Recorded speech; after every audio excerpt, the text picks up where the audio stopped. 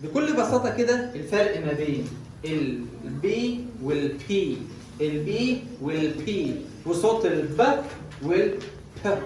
اوكي ركز معايا، في فرقين اتنين، عندي حاجتين اتنين هتفرق ما بين البي والبي، والحرفين دول بالذات العرب اللي بيغلطوا فيهم، يعني المصريين اي جنسيه عربيه تلاقيه بيغلط فيها، لان احنا عندنا في اللغه العربيه مفيش الصوت ده، احنا عندنا في العربي الباء، الباء اللي هو مشابه لده، لكن مفيش الصوت ده، عشان كده احنا بنواجه مشكله في الصوتين دول.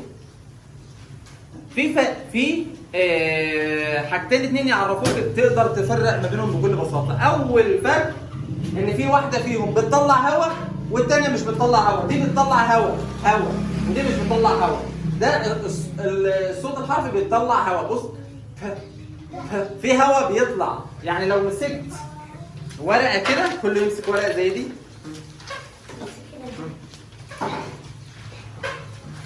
لو الورقه دي اتحركت يبقى هنا انا عملت صوت ايه؟ البي. لو ما اتحركتش يبقى بي. ده اول فرق، اول فرق. بص كده،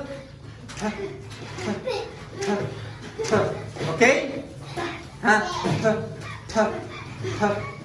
طيب دي ب ب ب ب ما اتحركتش.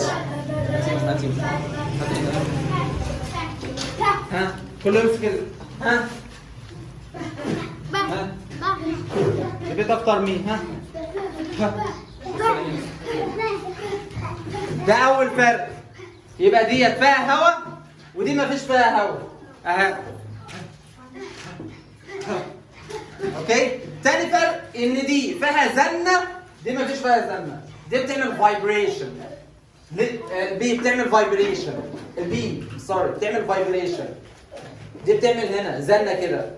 امسك كده هنا كده، ها ب ب ب ب ب ب في زنه. طب دي مفيش فيها فايبريشن، مفيش فيها زنه، لان بتطلع من الشفايف، بتطلع من الشفايف، مجرد شويه هواء طالعين من الشفايف دي. بص بقى هنا، بي هي بارك بارك boy boy b p. اوكي